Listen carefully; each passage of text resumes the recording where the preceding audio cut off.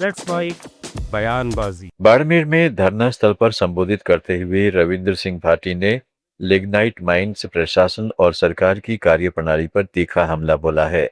उन्होंने आरोप लगाया है कि खनन क्षेत्र में पर्यावरण संरक्षण और स्थायी विकास को पूरी तरह नजरअंदाज किया गया है।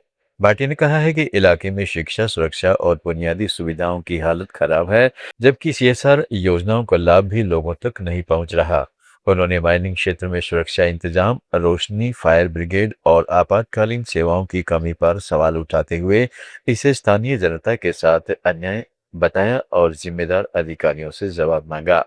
देखो, विधानसभा रे मीना तो मैं कई बार सवाल उठाया और सदन ना हमेशा यहाँ गुमराह करियो और जिक्र ना लेर मां अनुक्रमांक 5 जो मांगन राइट्स है मां उरो उपयोग भी करियो।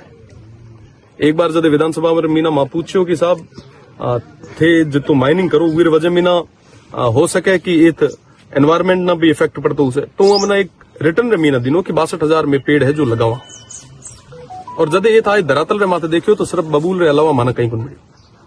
जिस टाइम मैं ये जगह निरीक्षण करना आया वो टाइम मैं बड़ा कई सारा और भी जो अलाधिकारी हाँ मैंने मां पूछियो कि साहब ये तो है बबूल लागोड़ा है, ये तो झाड़ी में आवे, पेड़ और पौधा के थे। हकीकत है कि पेड़ और पौधा उमर खूंजे में धरातल माथे कहीं देखिए उनको। आज जेत भी माइनिंग हुए वो जगह फेंसिंग लेर 24 घंटा जेत भी माइनिंग हुए रात और दिन, वो जगह लाइटिंग हुए, तमाम फैसिलिटी जो है लोकल ना दी जाए। जेके मीना आप फायर ब्रिगेड कर लो, आप एम्बुलेंसेज ले लो, बाकी हकीकत यह है कि धरातल रे माथे एड़ी कोई चीज को नहीं।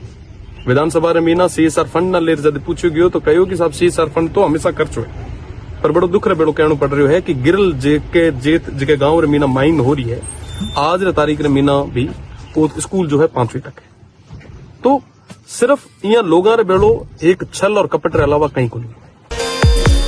शशि थरूर ने मुख्यमंत्री पद की चर्चाओं पर बयान देते हुए कहा है कि वह अभी सांसद है और आगे भी सांसद ही रहेंगे। मुख्यमंत्री की जिम्मेदारी किसी और को मिलेंगी। माना जा रहा था कि शशि थरूर सीएम पद की रेस में हो सकते हैं, लेकिन अब उन्होंने खुद को इस दौड़ से अलग बताते हुए पार्टी में नए समीकरणों के संकेत दे दिए हैं। No, I'm an MP in Delhi and I'll continue to be that. But whoever comes, I certainly hope that this would be with a UDF government in power, that there would be an opportunity to make some real changes, and whatever I can contribute in terms of help, advice, connections, policy thoughts, I'm very happy to do that. But it will be somebody else. Delhi के दौरे पर आए Vietnam के राष्ट्रपति तो लाम ने Bharat Vietnam रिश्तों को याद करते हुए कहा, हम यह कभी नहीं भूलेंगे कि हनोई की आज़ादी के ठीक एक हफ्ते बाद प्रधानमंत्री जवाहरलाल नेहरू 1954 में वियतनाम का दौरा करने वाले पहले विदेशी नेता थे। उनके इस बयान को दोनों देशों की पुरानी दोस्ती और मजबूत संबंधों से जोड़कर देखा जा रहा है। As they strove together for independence, peace, equality and prosperity. We shall never forget that Prime Minister Jawaharlal Nehru was the first foreign head of government to pay a visit to Vietnam in 1954, a mere week after the liberation of Hanoi. In full. This was a demonstration of the immense support that the people and government have accorded to the cause of Vietnamese people. Nor shall we ever forget. Mera naam.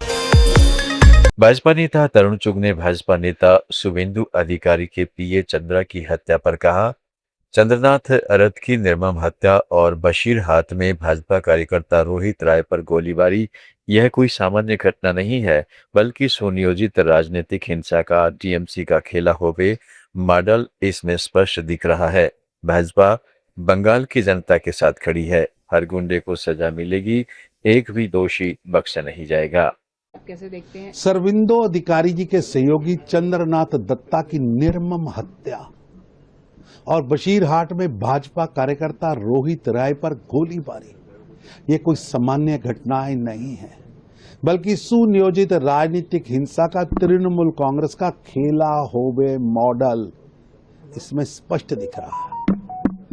Bhajpa Bengal की जनता के साथ मजबूती से खड़ी है, हर नागरिक की सुरक्षा और हर दोषी को कठोर सजा, ये हमारी वचनबद्धता है।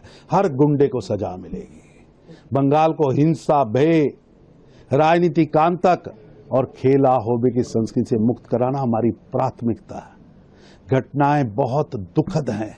एक भी दोषी बख्शा नहीं जाएगा। जो बंगाल को जलाना चाहते हैं उनको बख्शा नहीं जाएगा।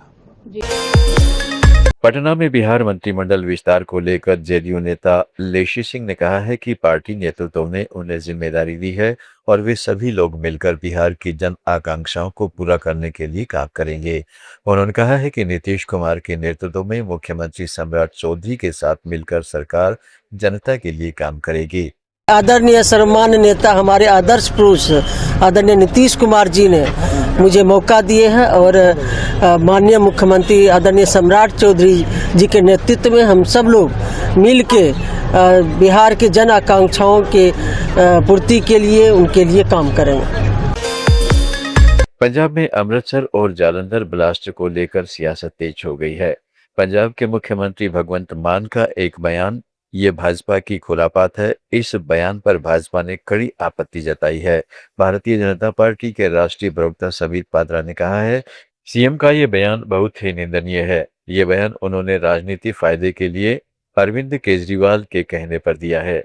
बिना ठोस जांच के इस तरह के आरोप लगाना गैर जिम्मेदाराना है। साथ ही पार्टी ने दावा किया है कि शुरुआती जांच में आईएसआई एंगल की आशंका जताई गई है। आप सभी का अभिनंदन है। भारतीय जनता पार्टी के मुख्यालय में एक महत्वपूर्ण विषय में मैं आज भारतीय जनता पार्टी के विषय को रख रहा हूं। आप सबने देखा होगा कि अमृतसर और जालंधर में 2 ब्लास्ट हुए पंजाब में, और उसके पश्चात पंजाब के माननीय मुख्यमंत्री भगवंत मान जी ने बयान दिया कि ये भारतीय जनता पार्टी की खुराफात है, भारतीय जनता पार्टी इसमें शामिल है और भारतीय जनता पार्टी पंजाब में लड़ाई कराना चाहती है ताकि हम चुनावी फायदा ले सकें। आप सोचिए, पंजाब जैसे संवेदनशील स्थान पे वो एक बॉर्डर स्टेट है और स्वाभाविक रूप से वहां चौकसी 24 घंटे रहती है। हरिपद विधानसभा क्षेत्र से कांग्रेस के विजयी उम्मीदवार रमेश चेन्नीथल्ला ने कहा है कि महाराष्ट्र जिला कांग्रेस कमेटी के अध्यक्ष को लेकर आज राहुल गांधी के साथ बैठक में अंतिम फैसला लिया जाएगा। इसके बाद केरल में पर्यवेक्षक सभी नेताओं से बातचीत कर रिपोर्ट तैयार करेंगे, जिसके बाद हाईकमान फैसला करेगा।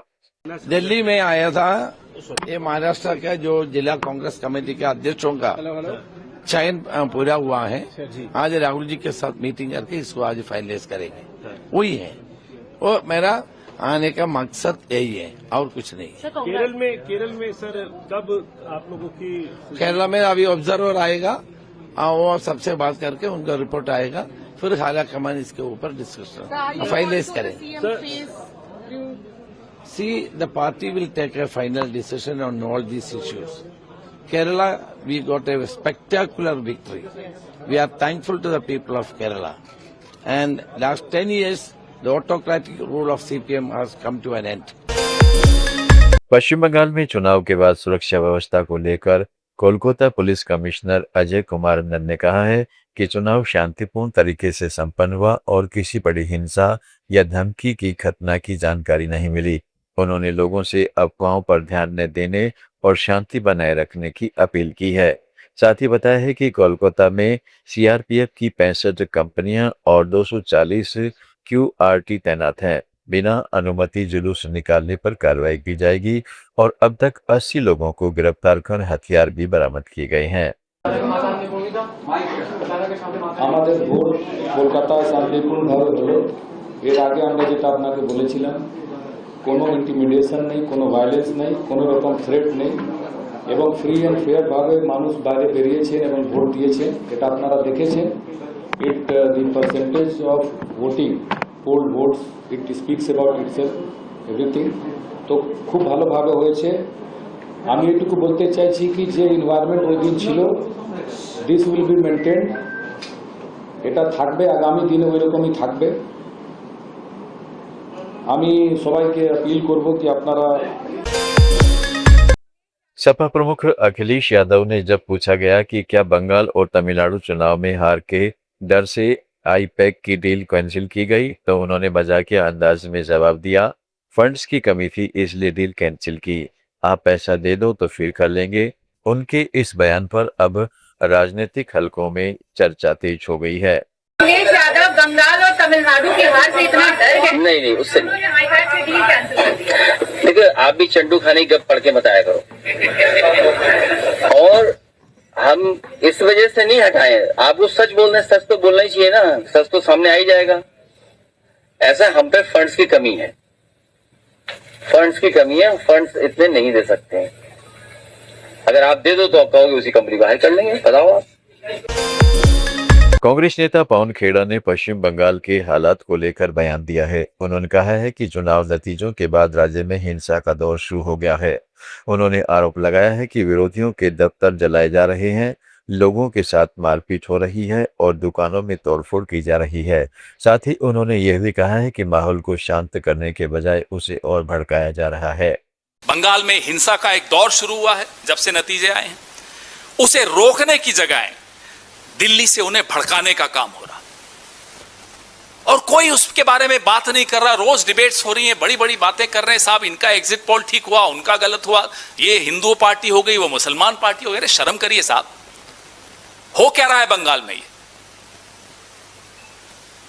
ऑफिसेस जलाए जा रहे हैं प्रतिद्वंदियों के, लोगों को मारा जा रहा है, डीजे बजा बजा के अश्लील गाने चलाए जा रहे हैं, दुकानें तोड़ी जा रही हैं। ये लोकतंत्र है?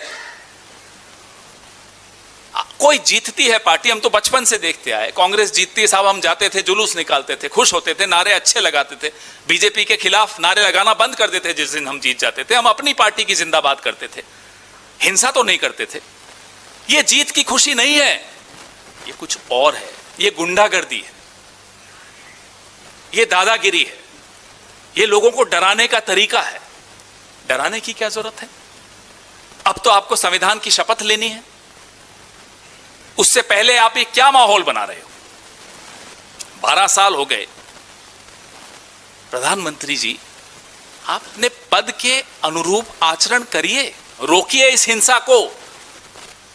बंगाल आपकी तरफ देख रहा है, पता नहीं क्यों देख रहा है, हम तो देख देख कर परेशान हो गए, थक गए। आपने कभी उस तरह का आचरण नहीं किया।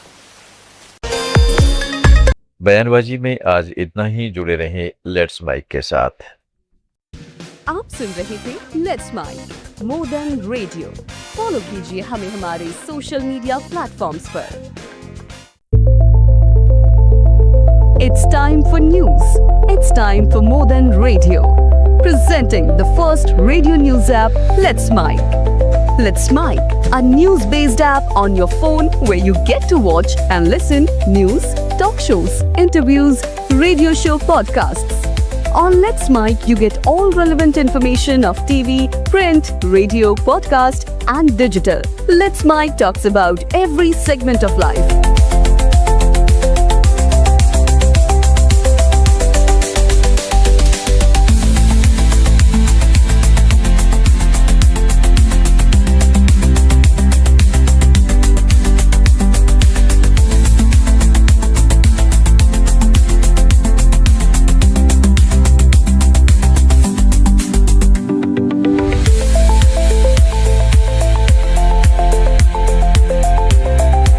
Download the app now from Play Store. Available both on Android and iOS mobile phones.